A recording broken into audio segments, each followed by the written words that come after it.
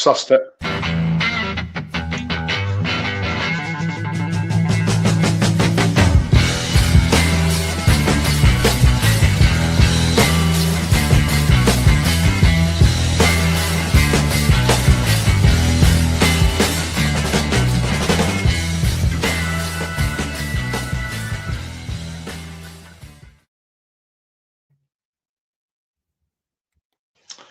Hello everyone, it's 6:30 on a Monday evening, which means only one thing. It's the Rangers Rabble Women's Show. I'm the hosting today, Brian, and our co-host today is Alan. Alan, how are you doing? Not too bad, thanks, Brian. Not too bad. We'll give a quick mention to why it's only two of us today. Wilf is obviously getting his True Blue Hero Award after some fundraising for the Rangers Charity Foundation at the Ibrox Sleep Out recently, so Wilf will no doubt be back with us next week or the next time we're on. Obviously we get an international break, but just a wee shout out to our very own Wilf. Absolutely. And Car will be joining us at some point in the future. She's just not been feeling herself recently, so we hope that she starts to feel better very soon. So Alan, 2-0 to the Rangers women. Is there a bit of what was your thoughts on the game? It felt flat, it felt almost like it was a distraction. I think the mood in the stands, everybody was obviously distracted watching their phones and paying maybe not as much attention as they should have in the game, but it was really horrible conditions. Broadwood can be terrible at best at times. It's got its own weather climate there, and the rain was absolutely chucking it down. It was cold.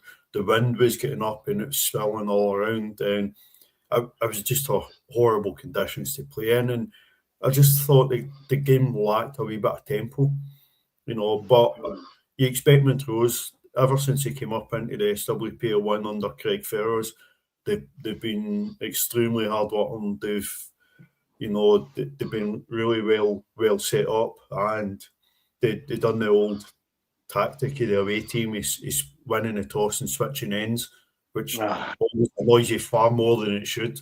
But maybe it annoys players far more than it should as well. Yeah, absolutely. No, Paul, I'm certainly not inside Ibrox. That is not happening. Yeah, Sky Sports caught me at a bad moment. So yeah, just wasn't best. Let's be honest, you could have picked anybody out of that stand and they probably had the same face. So it was just unfortunate you had to see my mug. So absolutely, but yeah, it's not the, what's the word I'm looking for? The stadium is not.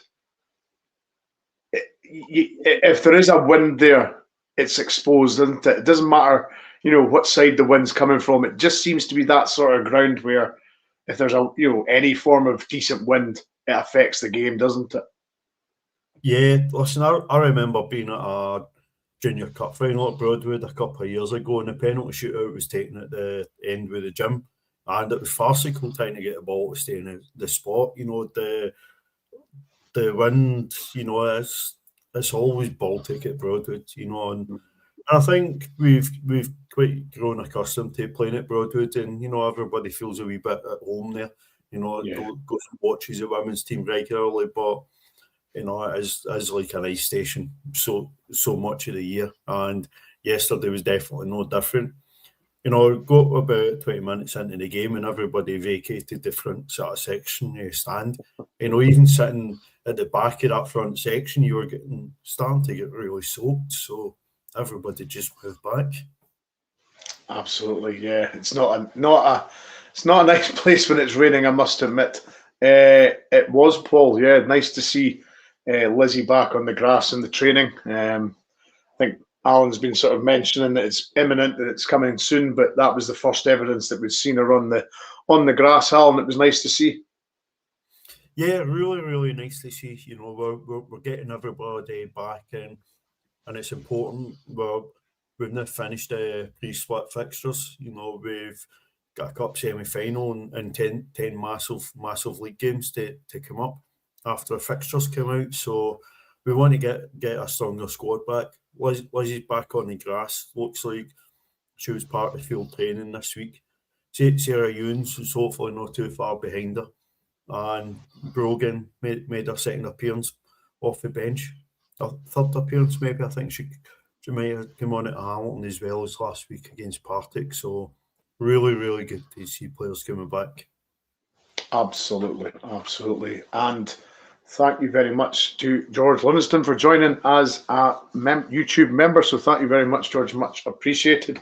You'll get to see the members pod at 7:30, which is following this pod and many other pods. The member shows, the phone-ins in the mornings. Plenty of content for you to enjoy. So I hope you do and stick around.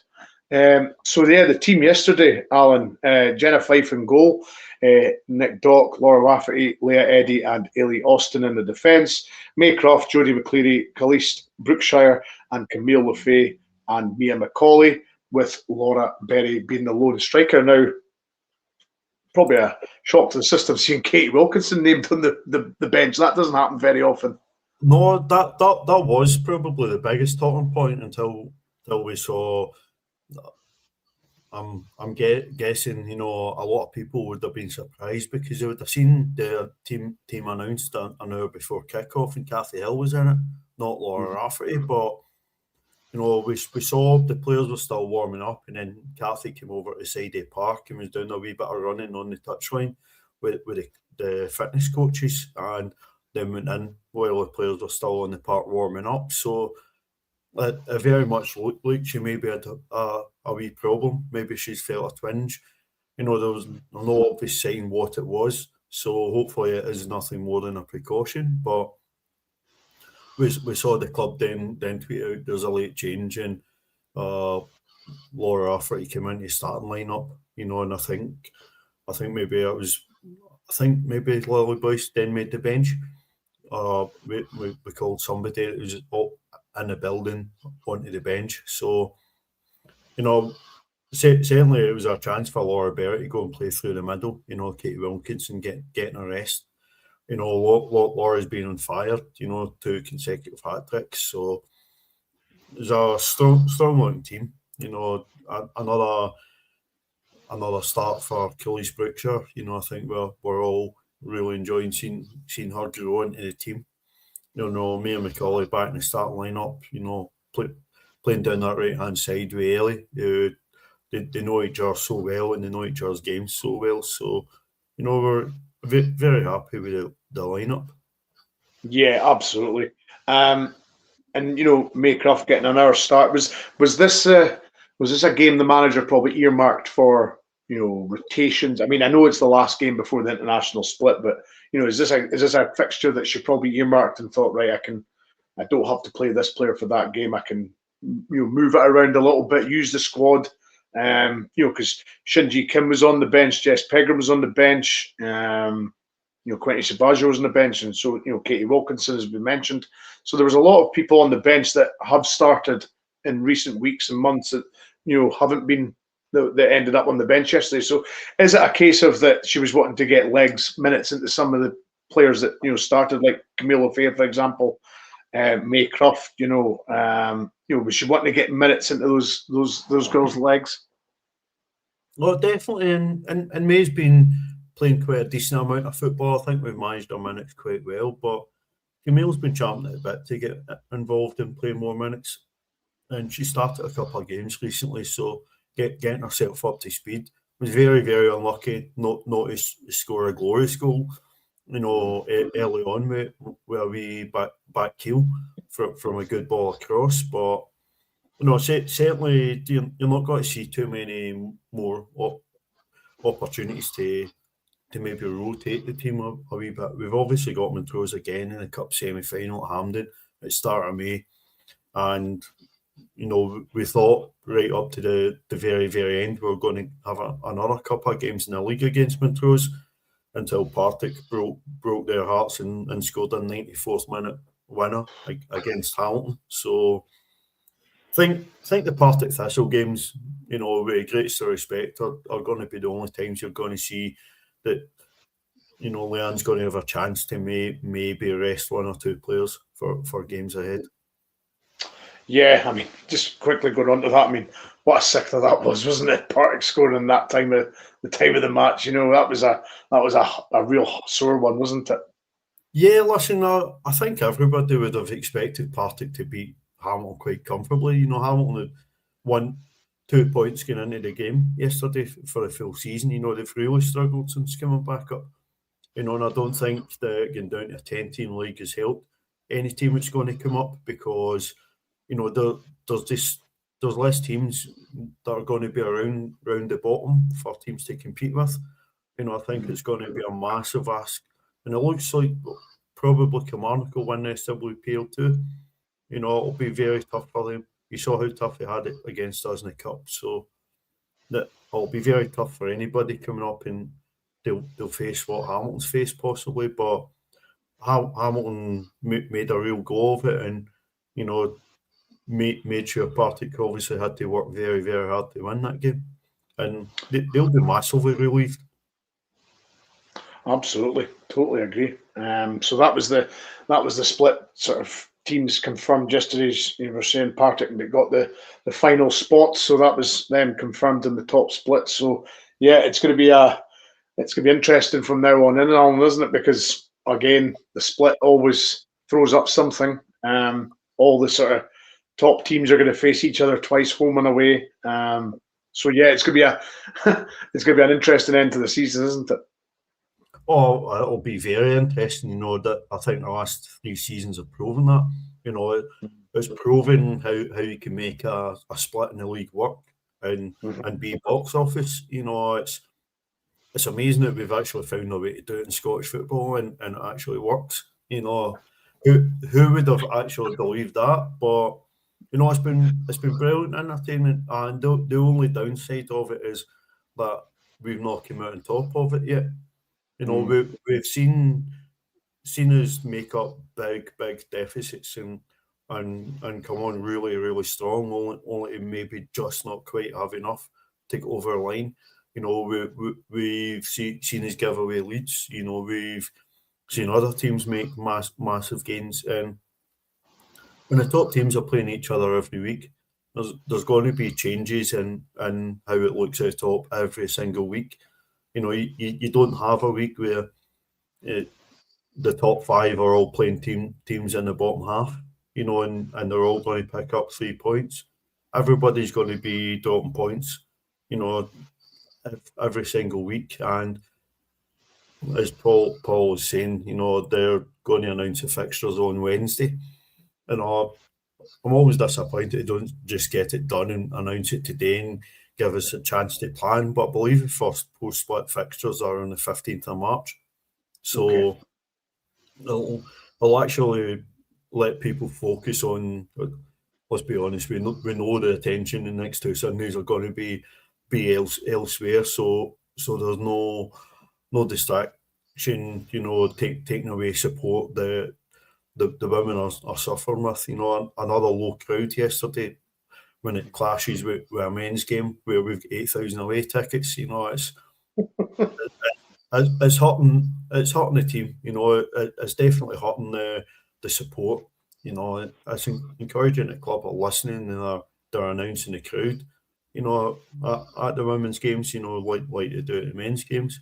It's encouraging. It lets people see where their tendencies are going and what trajectories on. But we speak about it every week. The fixture clashes are really hurting. So we'll see how it goes for the rest of the season. I certainly hope that any time there's not a clash and people can get to the games, they get down there and cheer the girls on, because it's we're certainly not going into the split favourites for the title, but it's still there, it's still possible, and there's a chance we can go and do it. Yeah, and the only caveat to that I'll put is that, as somebody said in our group chat, the main Rabble chat is, we're playing Sundays an awful lot, and we're not in Europe. And of course, when do the women play? Sundays. So unfortunately, Alan, it looks as though there's still going to be clashes, for the rest of the season. For why we're playing on a Sunday, I don't know. We've got no Europe. There's no excuse for us to be playing mostly Sundays. So I just don't see how this issue is going to get solved.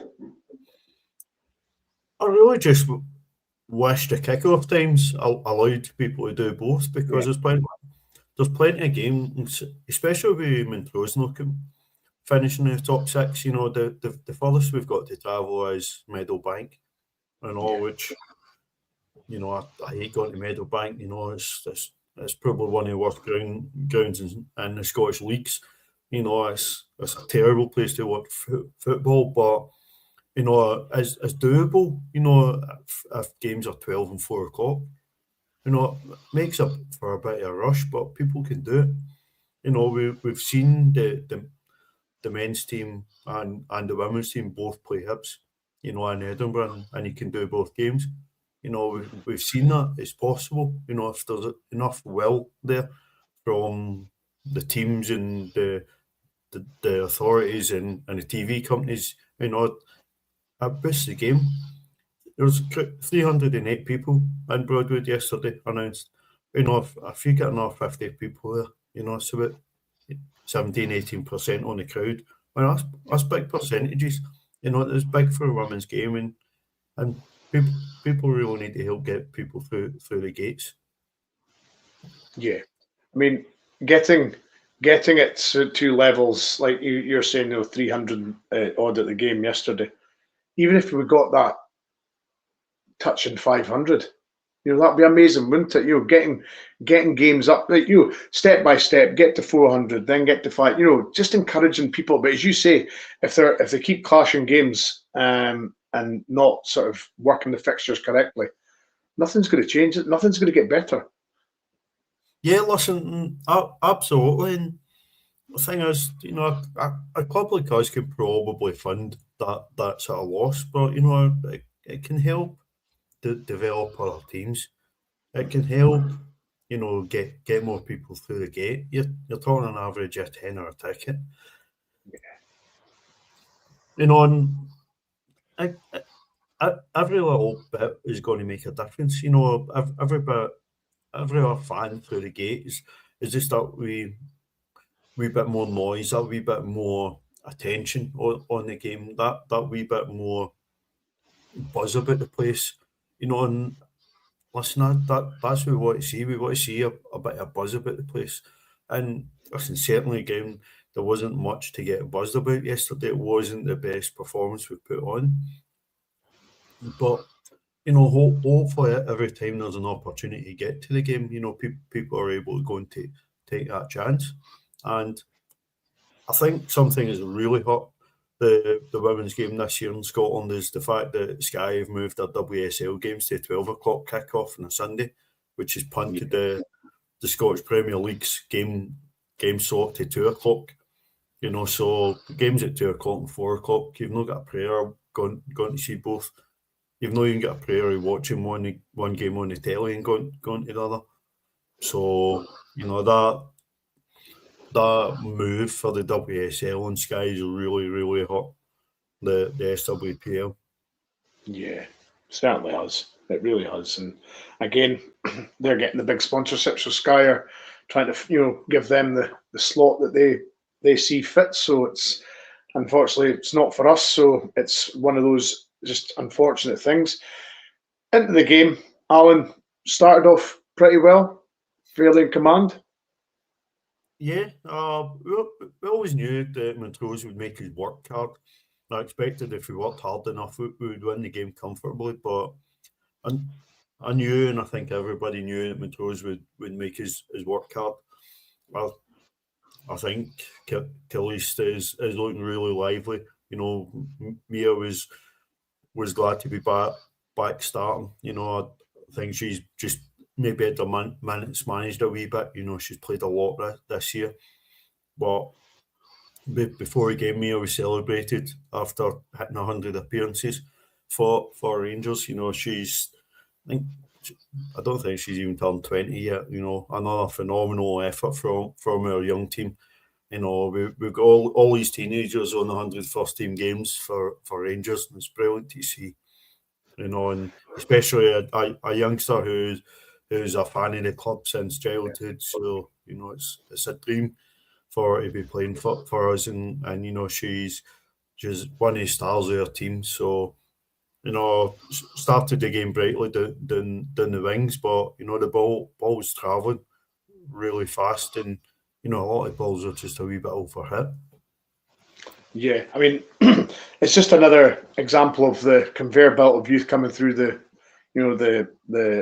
women's youth team, isn't it? I mean, that's another, as you say, can't remember how many that is now that's joined the 100 club. It's just, I think it just shows great. I think it just shows how fit and like consistent the girls can play. You know, because reaching 100 games seems easy, but it's not. It's you've got to be featuring fairly frequently.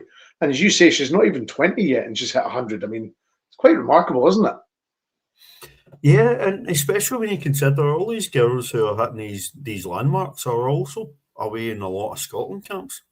You know, they're not getting rest during international breaks. You know, they're going and quite often captaining their country. You know, and it's brilliant to see them take on leadership at such a young age as well. You know, playing in the age groups for Scotland. Mia's now breaking into the senior Scotland setup, and on at that age, it's brilliant to see. You know, if Laura Berry keeps banging on the goal, she's going to keep banging on the door and chasing, getting more call ups. You know, and looking to impress the senior Scotland manager. Absolutely, and they do really well at, well, say if they're 18, they play in the under 21 games, don't they? You're always aiming to play. If you're an 18-year-old in the 21s, if you're a 16-year-old, you play the under 18s. So you're always a couple of years younger than the sort of threshold, and that just makes you a better player, doesn't it? Because you're playing against older players. Absolutely, and if you play a couple of years up, you know, that gives you longer to play at that level and really test your development and see how much you come on there. So, a wee season ticket move request. So he's getting his own. Let's see. Is that somebody you know? His old back. Oh, it's been Sam. It's been so quiet since you've left. It really has. We need you back. We need you to bring the Thunder back, especially with those 2 games coming up. So yeah, get back as soon as you can, Sam. We need some noise in there. But no, yesterday I was just, as I said, I think the crowd were probably a bit distracted enough. Maybe fed a wee bit onto the park as well. You know, I think the passes weren't quite connecting. You know, Montrose were pressing very, very well. You know, they picked their moments to press, and they pressed in packs, and it made it hard for us to get a lot of fluency in the moves.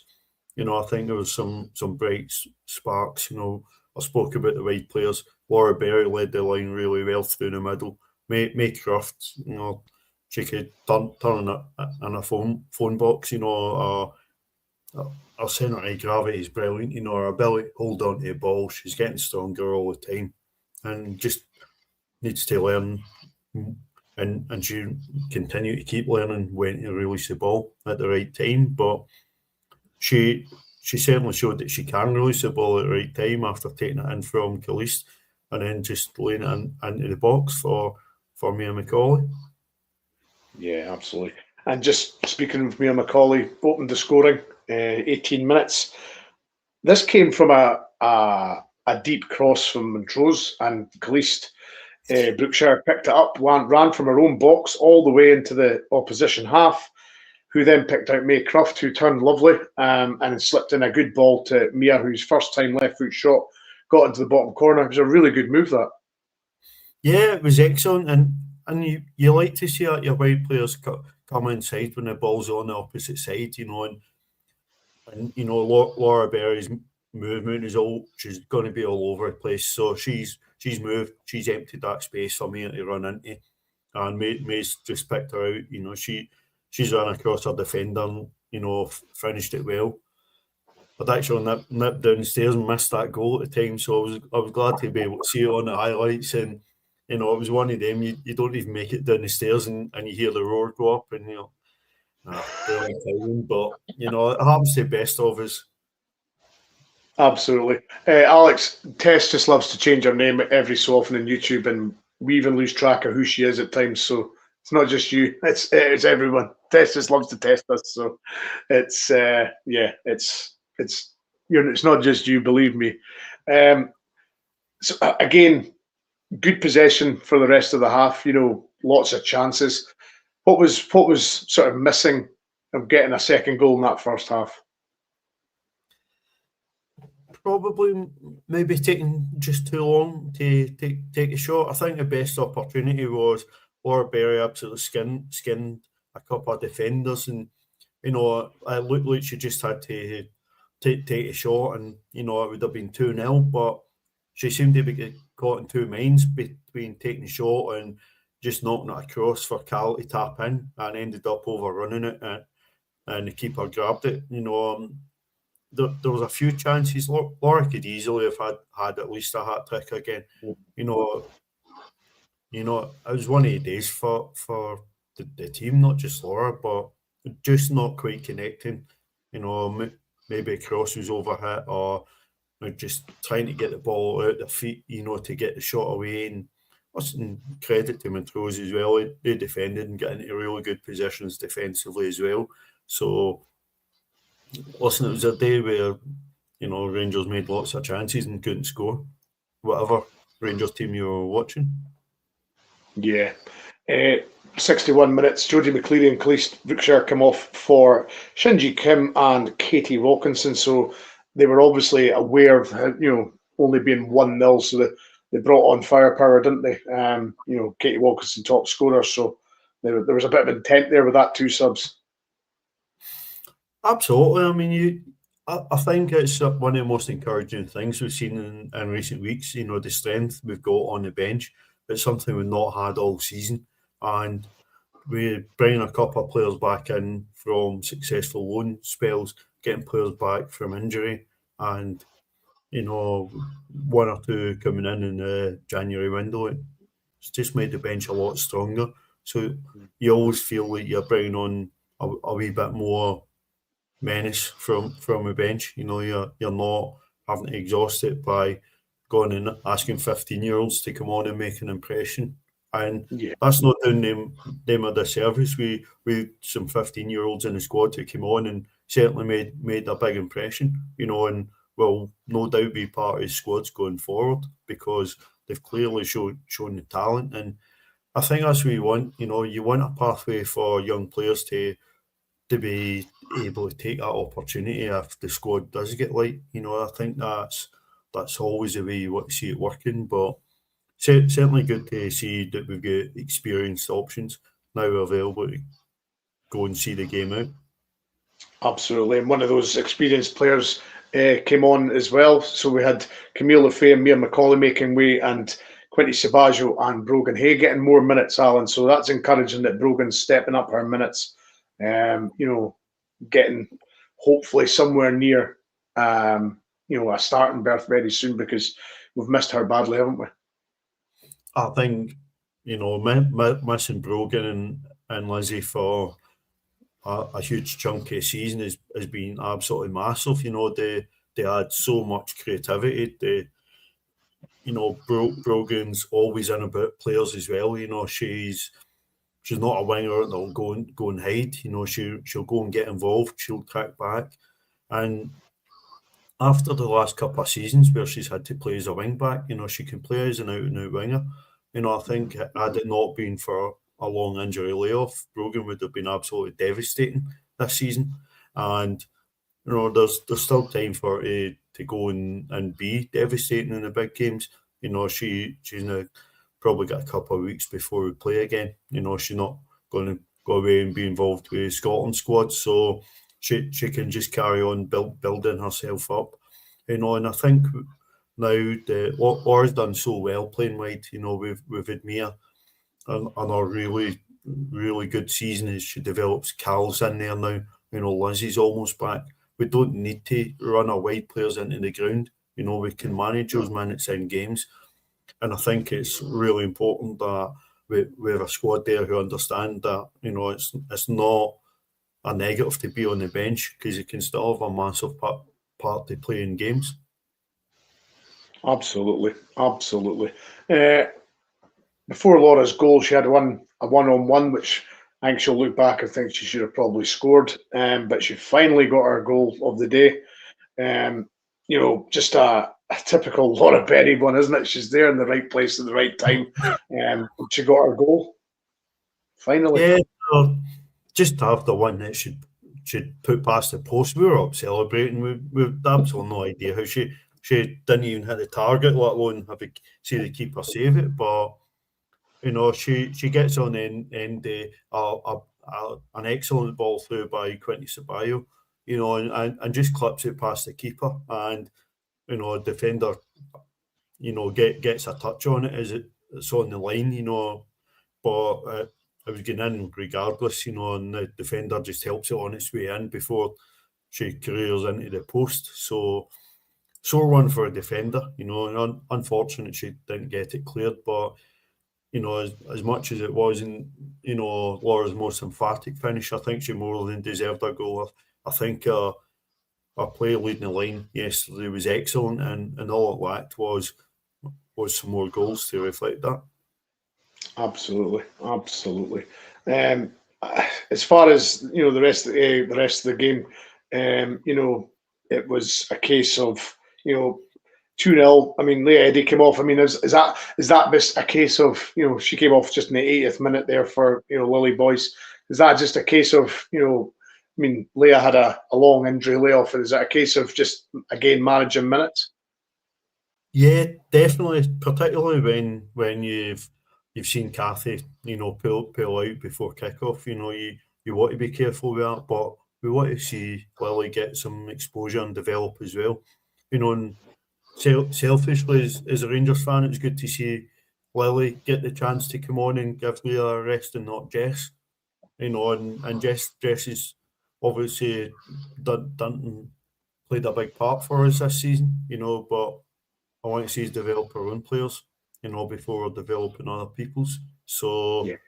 And listen, that's no criticism of Jess. Jess has been a big part of our season, but I think Lily's got a very bright future, and their composure and their leadership at a young age, is something that fans will get to enjoy the more they see her in the team, hopefully. Absolutely. And a little compliment from our own Ian Thompson. Oh, gee whiz. Who'd have thought? He just doesn't want me to be showing him up and giving him pelters on Thompson Tuesdays tomorrow night. Well, if you tune in, folks, you'll find out. Thompson Tuesdays, Alan will be on that, so keep your eyes peeled for that. The rest of the fixtures read as follows: Celtic 5, Hearts 3, Rangers 2, Montrose 0, Partick Thistle 3, Hamilton 2. We spoke about at the start of the show. Motherwell 0, Glasgow City 4, Aberdeen 0, Hibs 3. So the league table reads as 18 games played, 46 points for Glasgow City, 43 goals plus. Rangers second on 41 points, 46 goals. Celtic on 41 points, also 36 goals scored. And Hearts on 40 points, 44 scored. So that's the situation before the split, Alan. 5 points in it. Do you think we can claw that back? I think we definitely can. I think if we're going to claw that back and win the league, I think we'll need to perform quite considerably better than we did yesterday. We certainly need to be more clinical with our chances, because we won't necessarily get the same amount of chances in the games coming up. I think we've seen a massive turn in form on the other side of the city, since there was a change of manager before Christmas. I think that was a real coup for them, and a move I didn't like to see happen. I think Hibs are out the title race, but I think they'll have a big impact on it. You saw even yesterday a game with two of the top 5 playing each other, changing positions in the league. As I said earlier, I think that'll happen quite a lot. We need to be essentially better than everybody else. We need to drop less points. We start the 10-game mini league 5 points behind. So their margin for error is very slim, given how little points Glasgow City have dropped. I think Will said it last week, and we probably want to see Glasgow City play one of the big hitters and lose early in the split. I think that'll really see what they're made of. But they're flying right now. Celtic are flying right now. We're put on a very, very good run of results. So we're doing well right now. We're getting players back. The squad's getting stronger and stronger. Hearts have had a brilliant season. Hibs are still a cracking team. They'll be a wounded animal for the next 10 games and a very dangerous team to come up against. So it's very, very hard to call how this season's going to pan out. We're still on the hunt for 3 trophies, same as Glasgow City are. So, it could be a glorious season or it could be an absolute heartbreaker of a season. There's 3 European places up for grabs, and we nobody probably on Glasgow City is nailed on to get one of them. Yeah, absolutely. I mean, we've had our fair share of heartache in last day of the seasons, haven't we? We haven't had to look very far to see heartache there, and I certainly hope we're not at home for this one, because 2 seasons in a row we've lost on the last day at home, so can't be doing with that again. Maybe I'm manifesting, Brian, but I did say to Wilf the other day, before fixtures come out, if we finish City away, Hearts at home, we'll win the league. Fair enough. I'll take that all day of the week. Any time we win the league, I'll take that, absolutely. And that is us, folks. That is this. So, as I say, we'll be on a wee bit of a sabbatical. We'll maybe see if we can squeeze something in next Monday, depending on scheduling and who's around and whatever. If there's anything to speak about, we'll certainly speak about it. Might do a little international gig, Alan, will we? We might not look too much at internationals, but we might do at least a short pod and look ahead to the fixtures. We'll know the fixtures by next weekend, and it'll be a few days after the fixtures being announced for any changes to be made. Yeah. And maybe have a look at the balance of where we'll play the games between Broadwood and Ibrox. So that might be the focus of next week's pod, but with no game. There you go, folks. That's a great shout from Alan. So that'll be what we'll probably speak about, just the fixtures, who's playing who, where they're playing more importantly, and where do we see points getting dropped and won. So yeah, absolutely. We'll be back next Monday at 6:30. I believe it is Martin, Ash and Connor at 7:30. So get your cups of tea filled or your coffee mugs filled. Join us back at 7:30. For the members, I'm not sure if there's a wrestling tonight. I don't think there is. I've not heard anything said or asked about, or anybody. Let's see. Question. Which one was that? Have I missed that?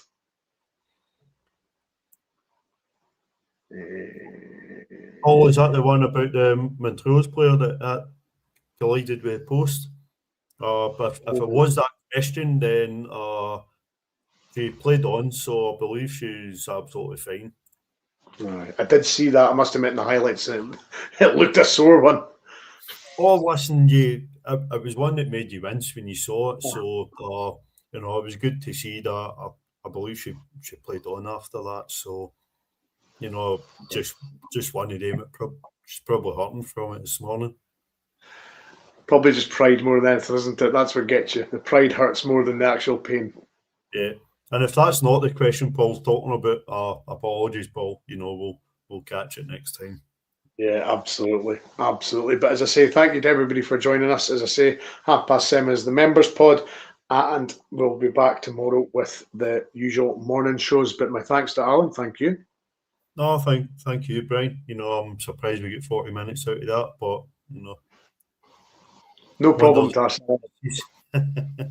No problem to us. No problem to us. But yes, folks, thanks for joining us, and we'll speak very, very soon.